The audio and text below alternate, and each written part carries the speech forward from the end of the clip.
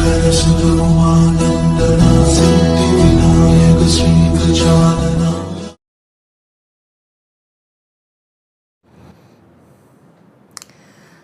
चेहरा कितना भी सुंदर हो, आपका मन कितना भी सुंदर हो, आप चाहे किसी के लिए कितने भी शुभ प्रयत्न कर लें, किसी का कितना भी भला कर लें, मगर यदि आपकी वाणी कटु है, यदि आप किसी को भी कड़वे वचन बोलते हैं, तो आपका सब किया कराया निष्फल हो जाता है।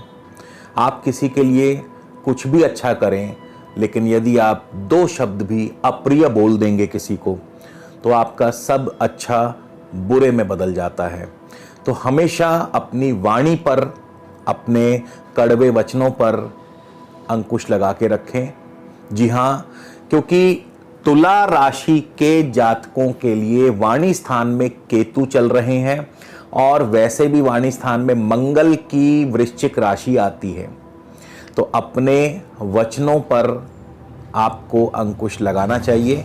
स्वागत है आप सबका एक बार फिर से आपके अपने चैनल स्काई स्पीक्स पर। दोस्तों, आज हम तुला राशि और तुला लगन दोनों के लिए बात करेंगे। यह जो वीडियो है दो हिस्सों में बनाया जाएगा।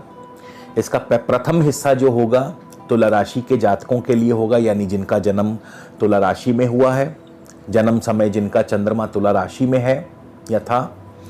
और इस वीडियो का दूसरा व अंतिम हिस्सा तुला लगन के जातकों के लिए बनाया जाएगा, यानी कि जिनका भी जन्म तुला लगन में हुआ। इसके अलावा यदि आप मुझसे किसी भी प्रकार का निजी ज्योतिषीय परामर्श लेना चाहते हैं जिस पर कि शुल्क लागू है, तो स्क्रीन पर मेरा व्हाट्सएप नंबर दिया है। डायरेक्ट कॉल मत कीजिए, पहले व्हाट्सएप के ज़रिए मैसेज भेज करके पूरी जानकारी मंगवा लीजिए और उचित लगे तो अपना अपॉइंटमेंट बुक करवाइए। तो सबसे पहले जानते हैं दोस्तों, जुलाई के महीने में आपकी ग्रह चाल के बारे में। राशि स्वामी शुक्र मंगल के साथ दशम भाव में है, कर्क राशि में। मंगल नीच राशि में है, 20 जुलाई तक रहेंगे। उसके बाद मंगल लाभ स्थान में सिंह राशि में प्रवेश कर जाएंगे। शुक्र भी 17 जुलाई को 11वें स्थान में सिंह राशि में प्रवेश कर जाएंगे। केतु आपके द्वितीय भाव वाणी स्थान में है, वृश्चिक राशि में है।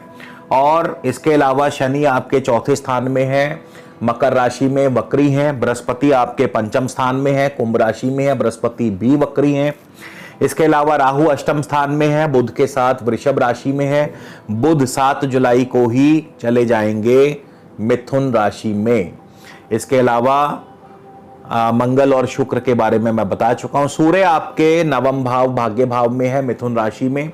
16 जुलाई को सूर्य दशम भाव कर्क राशि में प्रवेश कर जाएंगे। तो सबसे पहले हम जानते हैं आपके सेहत और स्वास्थ्य पर इस बार जुलाई के महीने में ग्रहों का क्या प्रभाव रहेगा। देखिए, राशि स्वामी शुक्र हैं, दशम भाव में है, मंगल के साथ हैं।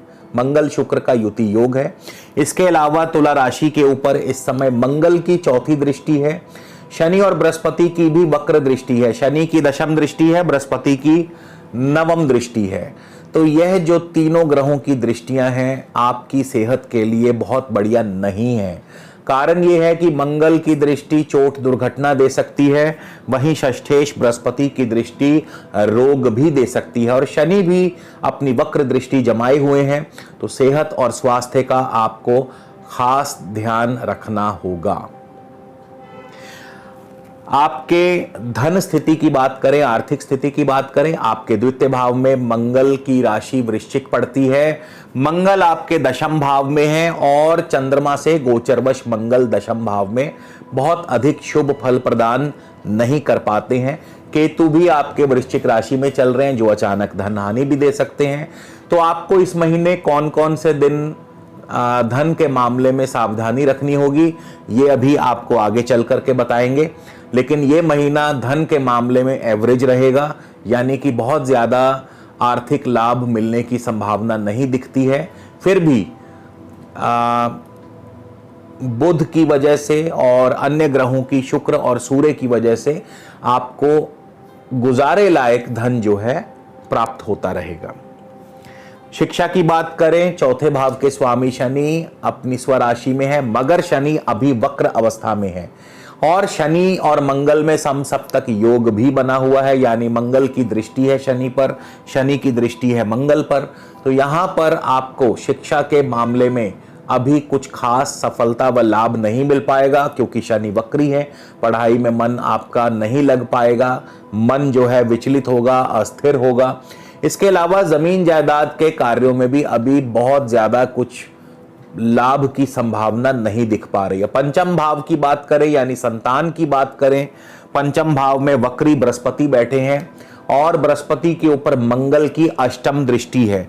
तो यहाँ पर जो संतान उत्पत्ति में यह स्थिति बाधक बन सकती है, यानी गर्भवती महिलाओं को खास सावधान रहना चाहिए, ध्यान रखना चाहिए, अपने सेहत का ध्यान रखना चाहिए।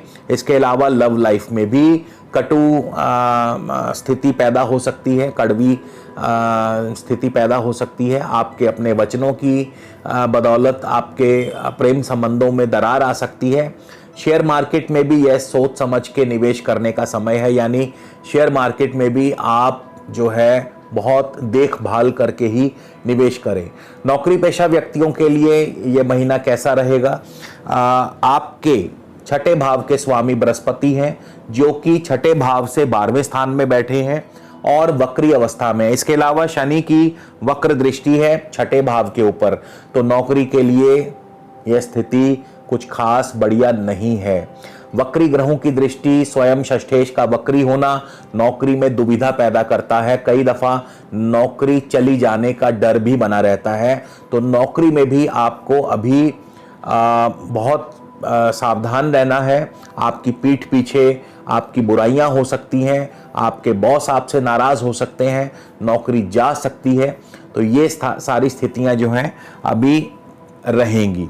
दाम्पत्य सुख की बात करें, दाम्पत्य जीवन आपका नॉर्मल रहेगा। सप्तमेश मंगल हैं, हालांकि मंगल नीच के हैं। दशम भाव में 20 जुलाई तक दाम्पत्य जीवन में थोड़ा बहुत अनबन आपस में हो सकता है, लेकिन 20 जुलाई के बाद मंगल जैसे ही राशि परिवर्तन करके सिंह राशि में लाभ स्थान में जाएंगे, तो जाहिर है दाम्पत्य जीवन में मधुरता ले आएंगे।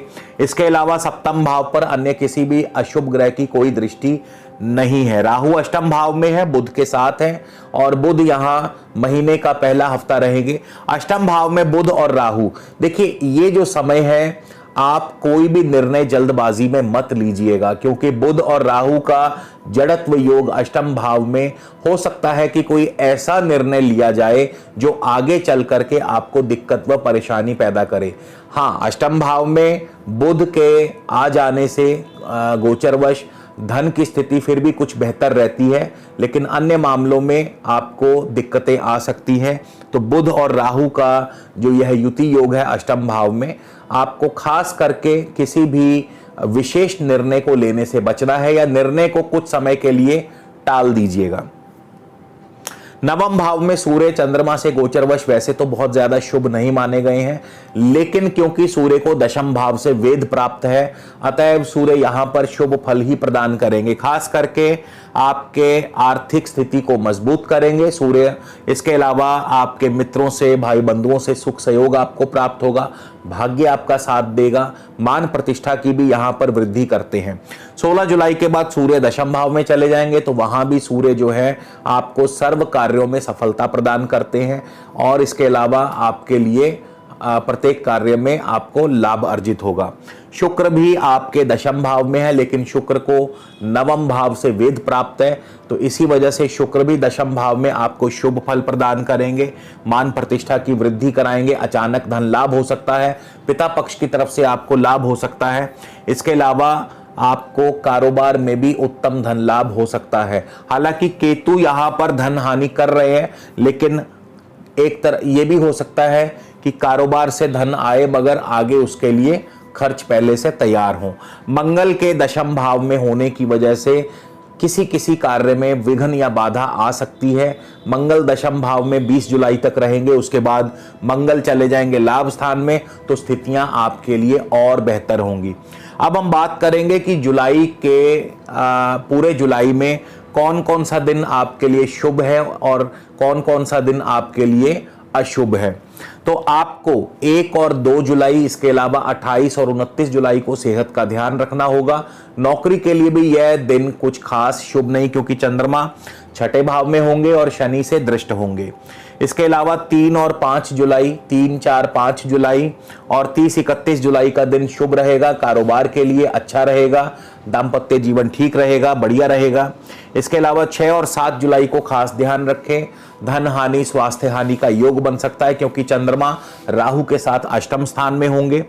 8 और 10 जुलाई को चंद्रमा आपके भाग्य भाव में होंगे, सूर्य के साथ होंगे, तो भाग्य की वृद्धि करते हैं। धार्मिक कार्यों में आपकी रुचि जो है बनेगी। 11-12 जुलाई को चंद्रमा शुक्र और मंगल के साथ दशम भाव में होंगे, मान प्रतिष्ठा की वृद्धि, प्रत्येक कार्यों में सफलता। 13-14 जुलाई को चंद्रमा आपके लाभ स्थान में होंगे, बृहस्पति से दृष्ट होंगे, तो यहां पर भी आपको सब प्रकार से लाभ, उत्तम लाभ की प्राप्ति होगी। मित्रों का मेल मिलाप बना रहेगा, सुख सहयोग मिलेगा भाई बंधुओं का। 15 से लेकर 17 जुलाई तक चंद्रमा आपके 12वें स्थान में होंगे, सेहत का ध्यान रखिएगा। इसके अलावा खर्चों पर अंकुश लगाइए। 18 और 19 जुलाई को चंद्रमा आपके लगन में होंगे। हालांकि चंद्रमा लगन में मान प्रतिष्ठा की वृद्धि करते हैं, लेकिन यहाँ पे चंद्रमा मंगल और शनि से दृष्ट भी रहेंगे, तो आपको सेहत का भी ध्यान रखना जरूरी है। 20-21 जुलाई को चंद्रमा और केतु का ग्रहण योग बनेगा द्वितीय भाव में, तो अपनी वाणी पर संयम रखें।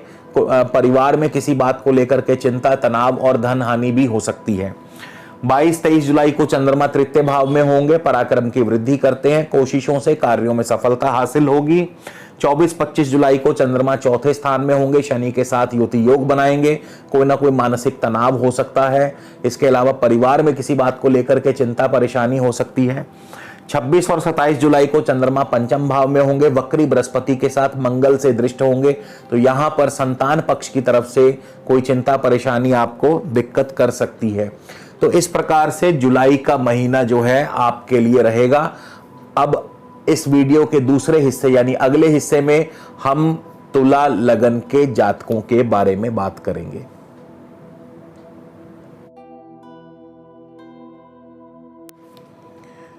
तो चलिए दोस्तों, बात करते हैं कि तुला लगन के जातकों के लिए जुलाई का महीना कैसा रहेगा। यानी जिन भी जातकों का जन्म तुला लगन में हुआ उनके लिए बात करेंगे। आगे बढ़ने से पहले एक बार फिर आप सभी को बता दूं कि आप यदि मुझसे निजी ज्योतिषीय परामर्श लेना चाहते हैं, जिस पर कि शुल्क लागू है, स्क्रीन पर दिए गए नंबर पर डायरेक्ट कॉल मत कीजिए, पहले व्हाट्सएप के जरिए मैसेज भेज करके परामर्श शुल्क की जानकारी ले लीजिए और उचित लगे तो आप अपना अपॉइंटमेंट बुक करवा सकते हैं। दोस्तों, लगन से जब भी बात की जाती है तो हमेशा इस बात का भी ध्यान रखा जाता है कि आपको दशा अंतरदशा कौन सी चल रही है, क्योंकि अगर आपको अपनी दशा अंतरदशा भी मालूम है तो यह आपके लिए और भी अच्छी बात है, क्योंकि लगन से फल बताते समय यदि दशा अंतरदशा न देखी जाए तो फिर वह फल व्यर्थ होगा, बेमानी होगा।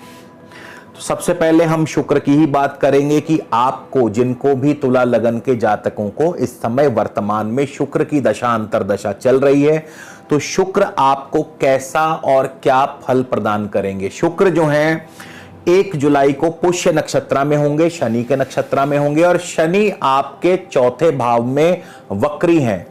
चौथे भाव में शनि वक्री हैं तो जाहिर सी बात है, सबसे पहले चौथा भाव जो है सुख शांति का माना गया है, तो शनि यहां पर कहीं ना कहीं आपकी सुख शांति को भंग अवश्य करेंगे। चौथा स्थान शिक्षा का है, आपके शिक्षा के मार्ग में रुकावट पैदा करेंगे। चौथा स्थान जमीन जायदाद से संबंध रखता है, जमीन जायदाद के कार्यों में रुकावट व विलंब पैदा करेंगे। चौथा स्थान इसके अलावा मातृ सुख भी माना गया है, माता का स्थान माना गया है, तो माता की सेहत व स्वास्थ्य के प्रति भी आपकी चिंता हो सकती है। इसके अलावा शनि आपके पंचमेश भी हैं, पंचम भाव के स्वामी है, और पंचमेश का वक्री होना चौथे भाव में, यहाँ पे जाहिर सी बात है पंचम भाव संतान का माना गया है, तो संतान पक्ष की तरफ से चिंता परेशानी या संतान की उत्पत्ति में बाधा पैदा कर सकते हैं। 5वां स्थान शेयर मार्केट का है, वहां भी कोई खास सफलता नहीं मिल पाएगी। 5वां स्थान आपकी लव लाइफ का है, लव लाइफ में भी दिक्कतें आ सकती हैं। इस प्रकार से 6 जुलाई तक ये स्थिति बनी रहेगी। 6 जुलाई को शुक्र जो हैं आश्लेषा नक्षत्र में प्रवेश कर जाएंगे। आश्लेषा नक्षत्र में जैसे ही शुक्र आएंगे तो आप यदि इंपोर्ट एक्सपोर्ट के कारोबार से जुड़े हैं तो आपको वहां सफलता प्राप्त होगी। यदि आप विदेश में बसना चाहते हैं, सेटल होना चाहते हैं, तो आपका कार्य जो है संपूर्ण होगा, यानी आपको कोई ना कोई पॉजिटिव न्यूज़ आपको प्राप्त होंगी। विदेश में सेटल होने के लिए हो सकता है आपको पढ़ाई के लिए विदेश जाना पड़े, खास करके जैसे जैसे अब कई शहरों में लॉकडाउन जो है ख़त्म होता जा रहा है, तो आपके दूरस्थ यात्राओं के योग बन सकते हैं। तो इसके बाद 17 जुलाई को शुक्र जो है मगा नक्षत्र यानी केतु के नक्षत्र में प्रवेश करेंगे, और केतु आपके धन भाव में है। केतु के राशि स्वामी है मंगल, जो कि दशम भाव में है, भले ही नीच है, यानी कि यहां पे स्थिति जो है आपको धन लाभ के लिए उत्तम होगी। बाय हुक बाय क्रुक कैसे भी करके आप अपने मार्ग बना ही लेंगे, अपने कार्य को सफल कर ही लेंगे, और उसके लिए आपको उत्तम धन लाभ भी प्राप्त होगा। और इसके बाद जब तक शुक्र मगा नक्षत्र में रहेंगे और 20 जुलाई को मंगल भी आपके लाभ स्थान में चले जाएंगे, तो हर प्रकार से मान प्रतिष्ठा की वृद्धि होगी, प्रत्येक कार्य में आपको सफलता अर्जित होगी, नए नए प्रोजेक्ट्स आपको हासिल होंगे, कारोबार में तरक्की होगी। तो शुक्र की जो दशा है वो लगभग 17 जुलाई के आगे आपको बहुत ही शुभ फल प्रदान करेगी, मगर आपको अपनी वाणी पर संयम रखना है। ऐसा ना हो आपके कड़वे वचन आपको आगे चल के नुकसान दे, क्योंकि केतु वाणी स्थान में बैठे हैं। और साथ ही साथ आपको वाहन संभल के चलाना है, चोट आदि से बच के रहना है, आंखों संबंधी कोई ना कोई कष्ट आ सकता है, तो ऐसी छोटी छोटी चीजों का आपको ध्यान भी रखना है। इसके बाद हम बात करेंगे केतु, आपकी जो केतु हैं द्वितीय भाव में है, केतु की दशा अंतरदशा आपको कैसा और क्या फल प्रदान कर सकती है। देखिए, केतु धन भाव में है और केतु मंगल की राशि में है, और इसके अलावा केतु अनुराधा नक्षत्र में है, बुध के नक्षत्र में है। तो सबसे पहले केतु धन भाव में अचानक धन लाभ कराते हैं, मंगल की राशि में है। मंगल 20 जुलाई तक दशम भाव में रहेंगे।